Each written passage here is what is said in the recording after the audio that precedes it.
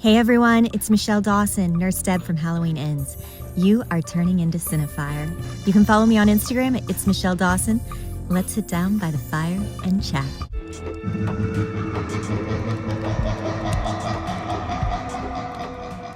Why, hello, everybody. This is Eric Vornoff, host of the Cineifier podcast, where horror lives and you survive.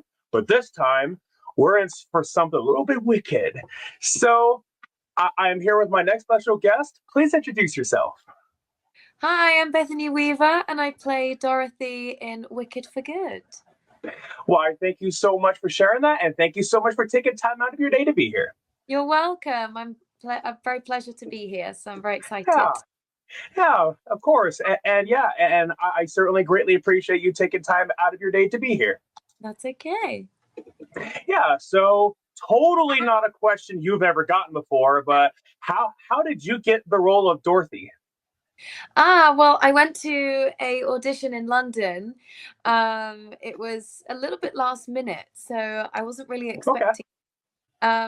Yeah, so I went to the audition in London and did the normal audition process and didn't think anything of it afterwards. And then a couple of days later, I got the role, and then in I was for hair and makeup and costume fittings and hair appointments and screen tests. So yeah, it was quite a tornado of events and emotion. Yeah, I definitely do love that pun. Yeah. But so pretty much you and I can say that it ended in a twist. Absolutely. Yes, a real huge twist to say the least. Yeah, and it makes sense, that there'll be all that stuff going on about the hair because Dorothy's hair is just so iconic.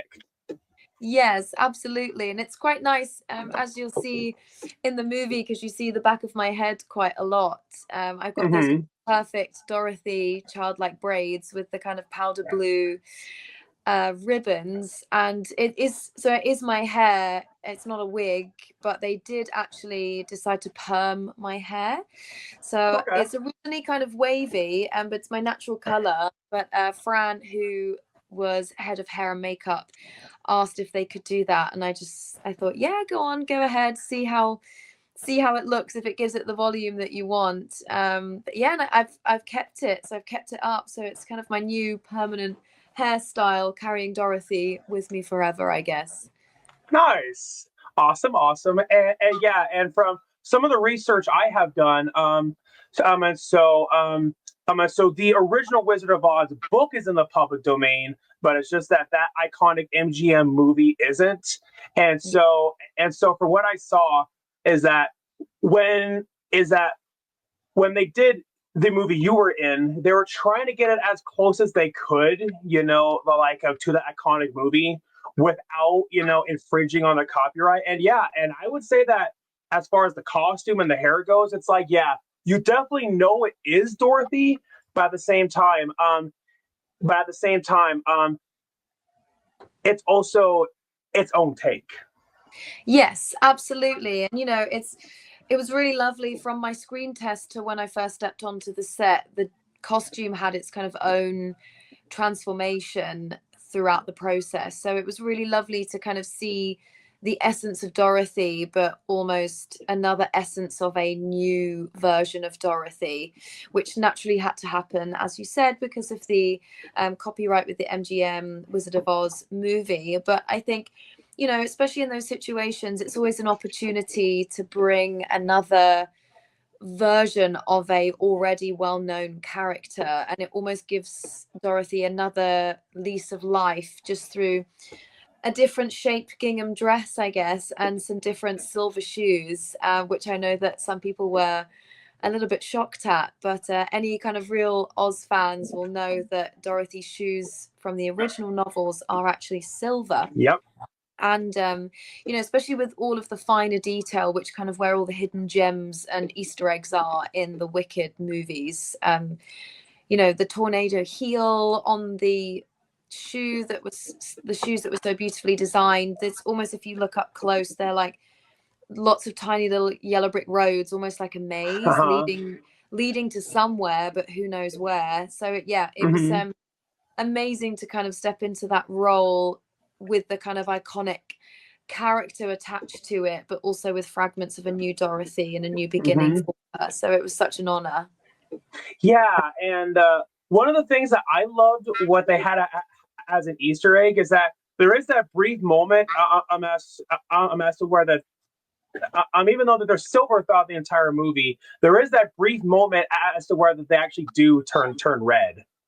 Yes, when Nessa Rose is wearing them and they heat up and she levitates into the air. I thought that was so clever because, you know, they're almost creating a different style of red almost, but without claiming the kind of red ruby slippers. I also loved that they did that in part one when Glinda has a red pair of shoes and she does a little knock together, Yeah.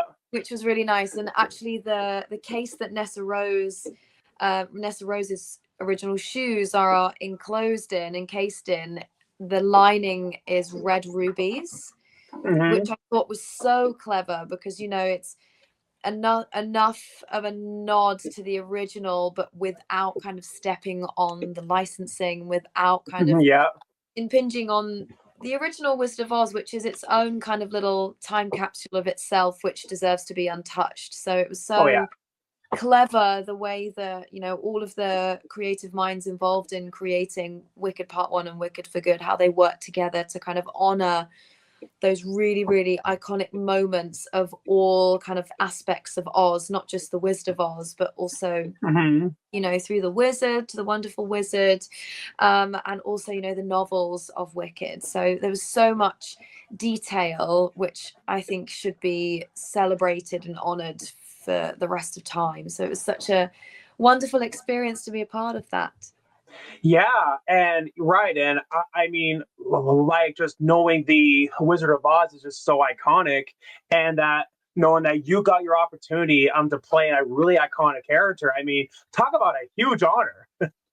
Yeah, I know. It was such a shock, and I guess the way the kind of the general public reacted to who is Dorothy, I think, you know, the wave of anticipation just built and built and built over time, and certainly I've been greeted with so much love and appreciation since the movie came out, and, you know, people discovered who I am. So yeah, it Mm-hmm. was really nice actually in LA at the weekend. I had some lovely fans meet me at the airport because I guess I'm quite still new to the public eye. I had some lovely fans see on my Instagram that I was coming to LA, so they came to the airport and brought Dorothy Funko Pops for me to sign, and we had some pictures. Oh, So it was lovely. It just kind of, you know, it's that like continuous shower of love and appreciation from people I don't even know, which I think is hmm just the epitome of kindness. And there's a real wave of kindness flowing through Wicked itself. So it was such a honor to take on that role. And I just love the Wicked yeah. ones. They're really special people. I love them. Yeah, and I mean, the moment somebody asks you for your autograph is one of the biggest compliments that you could ever get. Yes, I agree. It's just so lovely. You know, I can't imagine that I'll ever find it a chore. It's just such an honor that people want that. It's so lovely. Yeah, and I just love the Wicked fans so much. They're really wonderful people. Yeah, and so with all that said, so the first time that you ever signed an autograph, how exactly was that experience like? Oh gosh. Um I'd say signing my first Funko Pop. So I did Charlie and the Chocolate Factory in December last year, and one of my wonderful castmates, his son is a really big fan of Wicked, and he had a Funko Pop for his Christmas present. So my friend asked me to sign it, and I was like, oh my gosh, this is the first one, the first kind of like Dorothy autograph. And he's like, oh, no way. So it was, and you know, for me, I love children and I love kids, and actually my favorite thing about the world knowing that I play Dorothy is the kids' reactions and just how sweet they are and how wonderful and kind they are. So it was such an honor of and like moment of appreciation for kind of like the young innocent hearts of Wicked fans. So yeah, it was really lovely. Yeah, and I mean, just knowing that that kid like was the first one to ever get your autograph, and I mean, and I mean, of course, everything that you sign, of course, does have its value, but I mean, just knowing that that one was the first one, I mean, that's a lucky kid. Yeah, I know. His name's Alfie, so shout out to Alfie. I hope he enjoyed his Christmas present. Yeah. Yeah. Yeah, it's so nice. I mean, it's such a lovely moment of gratitude, I think, that someone wants my autograph. It's really lovely. And there's so much Dorothy merchandise that's appeared and been created since Wicked for Good has been released since November. So it's so nice. There's like things that I never thought that I'd see. There's a Squishmallow that I didn't know existed. There's a Dorothy Squishmallow. I do actually have, my mum, bless, bought a little Lego Dorothy with a little Toto, and one of my friends gifted me a Dorothy Funko Pop. So it's really cool to kind of see myself as like a little figurine. And I must say, I think my favorite one is the Barbie doll. That's for a young British actress. That's a dream come true, playing with one of the most iconic toys, I think, of all time, and one being designed based on you and the character you play. It's surreal. I sometimes look at her. I'm too scared to take her out of the box. But yeah, Makes sense. yeah, but it's just such a surreal feeling, just looking back at yourself in a sweet figurine. So yeah, I hope all of the Wicked fans and all of the lovely fan mail that I have received have got everything back that they've wanted. So yeah, it's nice making people happy. Yeah. Of course, like just knowing that something you're doing for somebody else, like is, probably not just making their entire day, but probably making their entire life. Yeah, and what an honor to be able to do that. It's wonderful to have that ability, and every fan mail that I receive, I am answering back to. So I haven't got like a team of people doing that. It's all from me, and I really hope that people still kind of feel that love from the other side of the page once they receive it back. Yeah. So with all that said, you're mentioning about how like that there are Barbie dolls like your character in the movie. With all that said, I imagine that you may or may not have played with Barbie dolls as a kid, and so say if you did, I mean, just talk about like just at that moment when you were a kid playing with Barbie dolls, you probably had no idea that someday that you and then would go on to be a Barbie doll.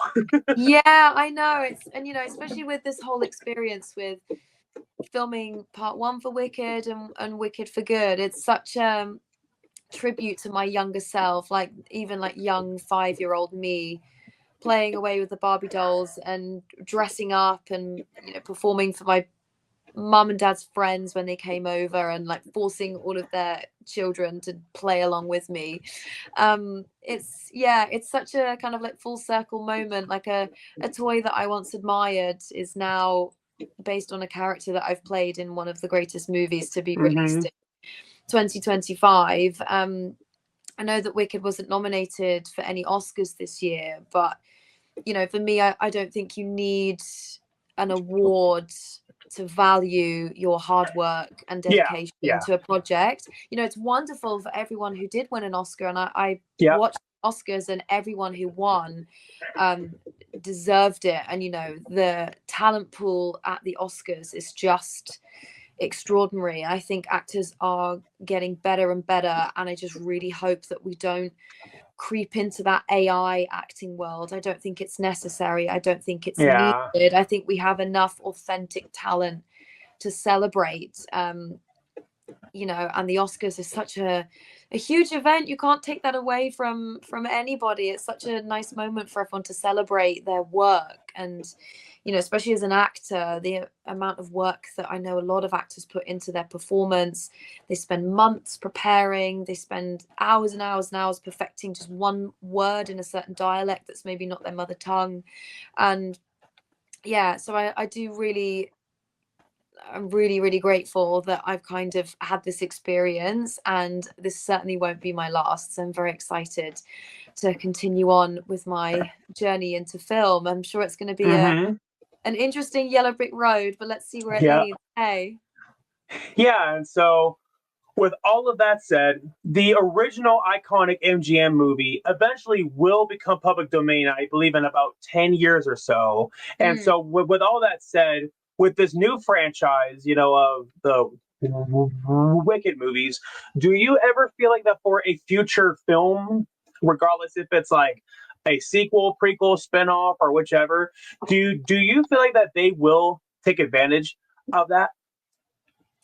Well, I mean, personally, I think it would be silly not to. I mean, John M. Chu, the wonderful director of Wicked Part 1 and Wicked for Good, he's such a visionary, and he's such a talented storyteller through the lens of a camera, but also he has the understanding from all lenses of film, that being costume, choreography, music, set design, cinematography. You know, he's got the talent and the understanding and patience to kind of see a story through so many different portals. And I think if anyone was going to recreate The Wizard of Oz, John M. Chu would certainly be the best person for it, because he has such an understanding of color, and, you know, not just physical color, but also color in people's performances. Yep.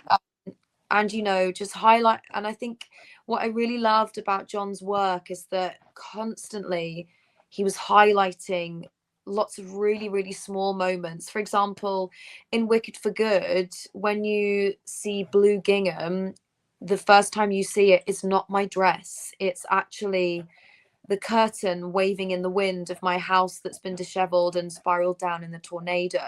And although it's only a split second, you know, it's so powerful. You know, before even seeing Dorothy, you just know that she's here, and you know that she's in Oz. And, Mm-hmm. you know, sometimes I think subtlety is more powerful than kind of a loud performance or an aggressive Yeah. insertion of a character. So it was really amazing to see. I mean, everyone's work come together, to be honest, but I think if they were going to make another remake of The Wizard of Oz, John M. Chu would certainly be the best person for it. And my God, would he honor The Wizard of Oz, not just through the story, but through its history of film already. And, you know, who knows what exciting layers he could add. You know, he's a man of many talents.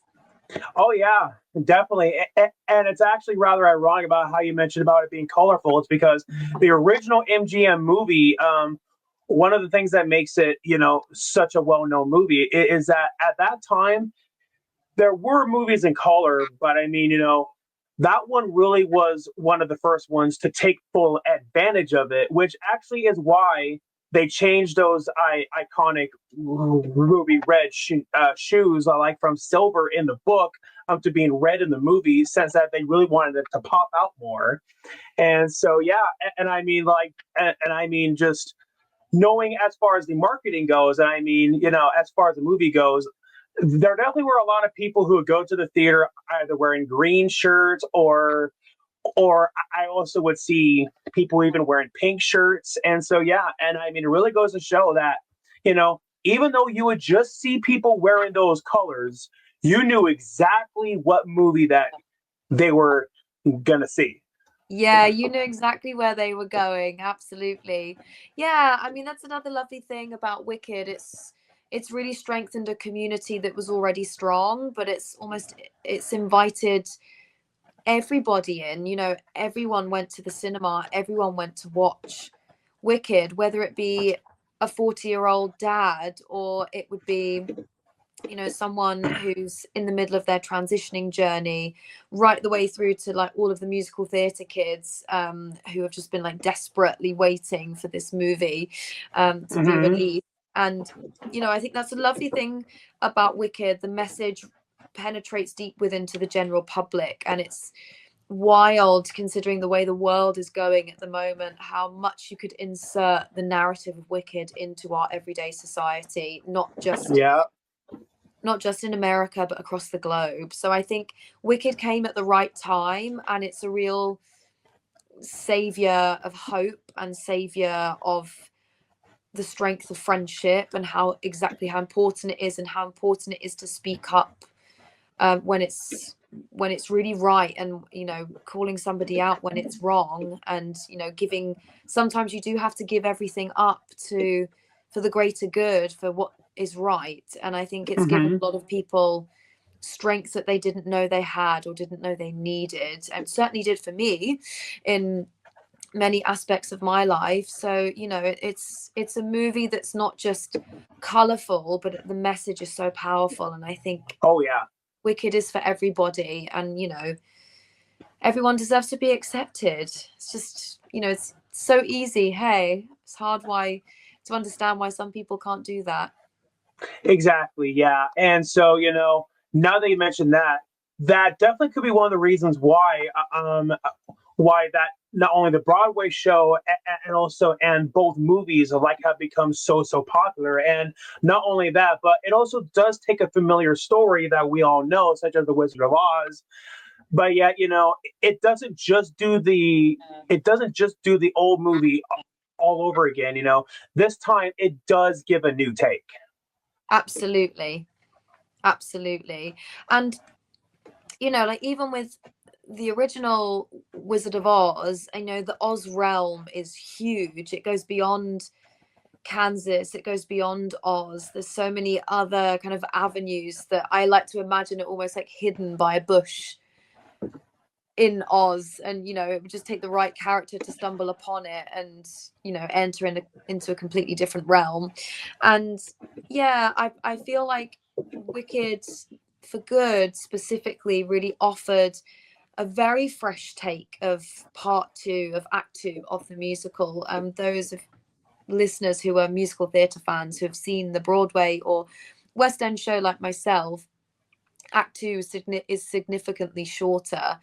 And, you know, they were very lucky that they had a little bit more time to play with, which meant they kind of opened up a little bit more exploration for Dorothy. So I was really grateful that I had the opportunity to kind of, you know, expand on Dorothy. And, you know, when I was researching to kind of curate my performance in a way that would honor all of the Dorothys that came before me, but also kept my true self as me at the center of the character, you know, I was just so grateful that they opened up the lens to a little bit more Dorothy to kind of propel on the story. And I really loved that John always had me moving on to another location or moving on to another destination. So that tornado didn't just stop with the house landing on Nessa Rose. It continued in a blue gingham dress with a lovely dog by my side. So yeah, I definitely think it offered a completely fresh take of Act 2 in particular, which allowed a little bit more time for justice, actually. And, you know, that kind of happier ending for Elphaba and Fiyero, which I guess people don't really get to see in the musical. It's kind of really glossed over, whereas, you know, John beautifully expanded it with that, you know, exit of Elphaba and Fiyero and that kind of new beginning for Glinda. So yeah, it was just so cleverly and beautifully done. It was such a surreal moment to watch it at the Wicked premiere in London, and just see kind of the masterpiece that everyone in that room had put together, myself included. So yeah, what an experience. Oh, definitely, yeah. And so it sounds like to me that you have. It sounds like to me that you have watched the. It sounds like to me like that you have watched the Broadway show, right? Yes, I have. Awesome, yeah. And so, and so when you saw it, did you see it before you got cast, or was this after? So I actually saw it long before I got cast, maybe 10, 11 years ago. It was my first show that I watched in the West End after kind of just starting drama school in London. And I loved it. I remember Alice Fern was Elphaba, and when she goes up for Defying Gravity, and her huge, incredibly powerful voice just kind of illuminates the theatre. I remember thinking, oh my gosh, like I don't know if I'll do a role like this, but I have to be in Wicked. I was like, I have to be. And that kind of was the beginning of my manifestation journey. And then I went to watch it again maybe a couple of months ago, because my best friend plays Nessa Rose, ironically, in the West End show. And yeah, I got to kind of watch it through a different pair of eyes, and slightly older, wiser eyes, I like to think. And yeah, and just noticing elements of the story that I maybe didn't notice when I was maybe, I think I was 20. Oh my goodness, and I'm 30 now. So yeah, it's definitely a show that I watched a very long time ago. And then also I think it's so nice that I was able to then watch it through a different pair of eyes, with different knowledge and a different kind of version of Wicked in my mind, but all with the same songs and the same characters. So it was really beautiful to go and watch my best friend, because she's an incredible actress, and if anyone can get to go and see her, I think she finishes in May. So any listeners who are in London, go and watch Wicked. Hannah Qureshi is the most extraordinary Nessa Rose on the West End. So yeah, it was lovely to go and watch. Awesome. Yeah. And I mean, just knowing from both of your experiences, I mean, the first time you saw it, little did you know that would be a foreshadowing of what will come later on. And then afterwards, when you saw it again, it was like this time you went into it with a whole new, different perspective. Absolutely. And I almost like to think I was watching it through the eyes of Dorothy. Yeah, it was, what an experience. And I love musicals. I really wish I had the opportunity to go and see them more, but my work schedule is very jam-packed at the moment, so I maybe have to wait a bit longer. But yeah, it's such a special show. And I love that even after the Wicked release, it's almost like increased the popularity of Wicked. I mean, it's been running, oh my gosh, such a long time in London. I want to say like over 20 years, maybe more. It's been running a really long time. So I'm really glad that it's almost given Wicked like another lease of life, not just through the theatre world, but also, it's spread the joy across the movie platforms, all across the world. So yeah, it's such a special story, actually. And I'm really glad that it got the credit it deserved. Oh yeah, definitely. And so with all that said, my next question. So when you got cast, when you were getting prepared for your role, did you ever go back and read any of the, like, I do know that there's a whole series of Wizard of Oz books that are in the public domain. And I also do know that before Wicked got turned to the Broadway show, that also was based off of a novel too. So I guess I'm just curious as to when you were getting ready for your role, is if you ever checked those books out. Yes, I mean, I didn't check out all of the books, but I did rewatch The Wizard of Oz. And I grew up watching Judy Garland, adoring her, and just loving for what Dorothy stands for, and who she stands for. She's a pillar in the gay community. She's a huge gay icon. And, I love the phrase, friend of Dorothy. A lot of my fan mail actually have, friends of Dorothy have reached out to me. And it's such a surreal honor actually to carry that on. And, I think Dorothy really stands for joy and, understanding and perspective. And she accepts everyone along her way. She's all alone in this huge place that, you know, is so different to Kansas. All she has is Toto, and, you know, she befriends a lion, a scarecrow, and a tin man, and goes in search for a wizard, and she accepts everyone along her way. So, you know, I wanted to really carry that. So I rewatched The Wizard of Oz, and, you know, specific things about Judy Garland's performance in particular, you know, when she's nervous, like she drops her chin down, and she looks up with her eyes, and when she's listening she tilts her head slightly, and, you know, she's got this wonderful, like, bouncy childlike energy, even though, you know, she's a 16-year-old in the movie. And even little things like when she's nervous, she plays with her hands, and she kind of like picks at her fingers a little bit. And, you know, even when she's holding Toto, like, she holds him really close, because I guess in hindsight, Toto is all she has. She doesn't have her parents. She doesn't have her Auntie Em and Uncle Henry. They're somewhere else.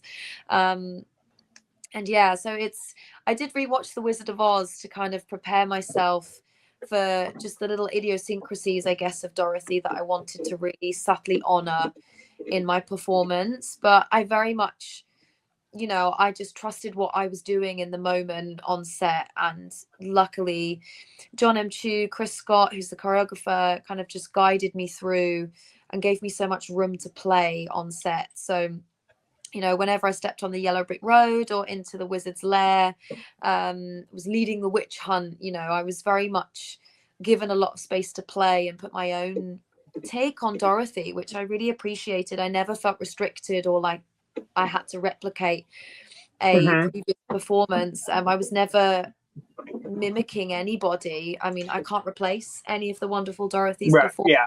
I can only offer my own version of her, but I can almost wear all the other Dorothys like a little armor throughout my performance. So that's what I did. Yeah, and I mean, of course, and I mean, things do need to move forward, but at the same time, you also certainly can, you know, but yet you also can show respect as to what came before.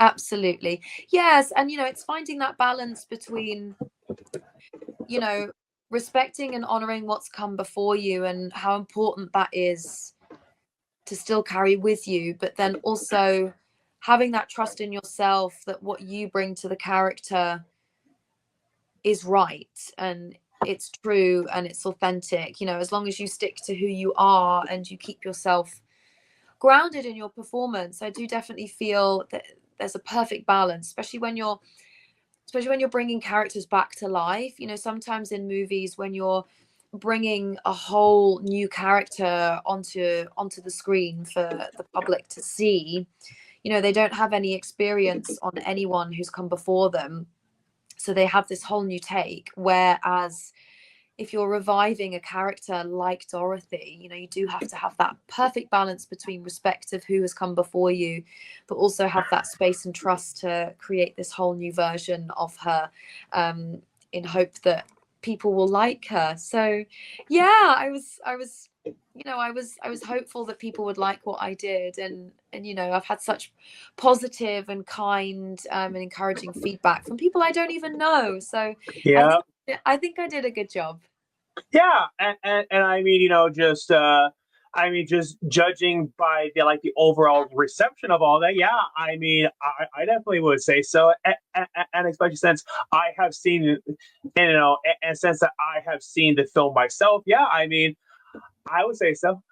Yes. Oh, thank you. That's so kind. Yeah, of course, anytime. And so how did it feel for you, as soon as you were in costume and, you know, with that iconic hair? Yes. I mean, it was quite a surreal moment, actually, especially when I stepped onto the yellow brick road for the first time in my blue gingham dress with the powder blue ribbons, my blue socks, and my silver shoes. It's almost like these tingles erupted up my body from the toes up. And, you know, it was wonderful. I had this moment kind of imprinted on my memory. Is Bobby, one of the he was the assistant to the wonderful Paul Taswell, who was in charge of costume. He almost got really emotional just looking at me. He was, oh my God, I'm standing in front of Dorothy. I've grown up with this character, and and here I am standing on the yellow brick road in front of you. And yeah, like it was wonderful to kind of see the impact that it had on, you know, not just the other characters, but also, you know, members of the crew and, you know, the costume designers, you know, especially for those who were in the costume department, and, you know, like piecing together my really iconic blue gingham dress, you know, to see that that was special to them was really touching, actually. And yeah, it was just such a wonderful wonderful costume to wear. I think me and Lucia, one of the wonderful ladies who helped me get dressed, because there was lots of detail to keep in check. I think we counted like 32 poppers and buttons on the from the entire outfit, right down to kind of my blouse underneath, which was so beautifully put together with this like beautiful blue ribbon that was almost woven through the collar. It was absolutely exquisite. So yeah, it was just such a, oh my gosh, an experience that I hope I never forget. It, I almost want to like bottle it up and keep it forever on my shelf. And like put in a nice little Dorothy shrine almost. So yeah, it was such a surreal experience. Like I almost had to pinch myself, like I can't believe I'm playing Dorothy in the Wicked movie. Yeah. Oh my god. Right. Yeah. Crazy.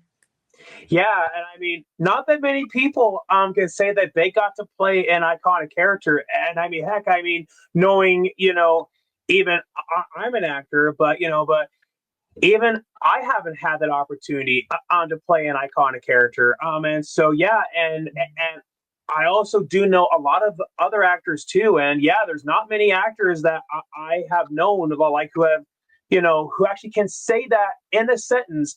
I got to play an iconic character, and you have, and yeah, talk about a huge honor.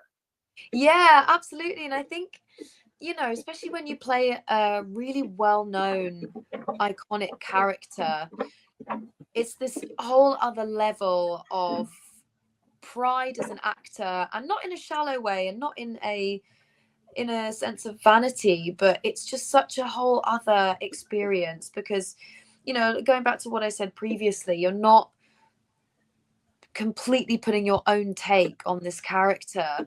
You know, you've got this like body of knowledge and inspiration behind you, and you know, in some ways you've got preconceptions as well. You know, some people want Dorothy as she was, and they want her to walk back on the screen as she was. Some people are excited to see what's next for her, and some people are excited to just kind of see where she fits in within the story, within my version of her performance. So it's such a yeah, it's such an honor to play an iconic character. And you know, like Dorothy Gale, of all characters, never did I ever think I would play such a wonderful woman as her. Yeah. I'm very lucky, and I'm very grateful. I'm very very aware. Not for a second will I ever forget that. Oh, definitely. Yeah. And I mean, I don't know how in the world anybody ever could forget about something like that. But yeah, so my next question, as soon as you were on that Yellow Brick Road set, were you ever tempted to, and then had to burst out into that song, "Follow the Yellow Brick Road"? Da, da, da, da, da, da, da, da. No, I mean, we never really like burst out into songs. I mean, there was moments where you know, I'd hear, like, I'd be on set with Johnny and Ethan and Amari, who's the body of the lion. You know, like there's moments where like Ethan and Johnny would be joking and singing that "If I Only Had a Brain," which was really nice. And we did do the really iconic skip down the Yellow Brick Road in our screen test, Yes. so cool. I was like, oh my god, I can't believe I got to do this. And that is so cool. yeah, and to be honest, actually, and I haven't shared this with anyone yet, but I get quite nervous in really big crowds, and I don't like really loud noise, and I don't like really bright light. I'm an extremely introverted human being, and I've chosen a very extroverted career path, which is hilarious and ironic at the same time. Yeah, Bread. that is, yes. Yes. So what I would do when I was nervous on set, I would just hum Somewhere Over the Rainbow. And I don't know if it's kind of the melody or the kind of vibration of the hum, like in my chest, but it would really calm me down, so it would recenter me. So yeah, I mean, only I guess the guy who was listening through my microphone would have heard me, but I'm very often just hum Somewhere Over the Rainbow just to kind of calm my nerves, and it always worked. So I'm definitely going to carry that through the rest of my acting career, because it's a great little tip. If you're nervous on set, just hum Somewhere Over the Rainbow. Yeah, and about that, I actually did read a study on that said that when people sing, it actually does help to activate on like those parts of your brain, which then makes you feel good. So yeah, I mean, it does make sense. And yeah, and as far as you and those other actors doing that iconic skip, I hope that somebody caught that. I hope somebody recorded that. Yes, I mean, definitely. I hope that one day they release it, because it was really funny. Really, yeah, fingers crossed. It was really funny.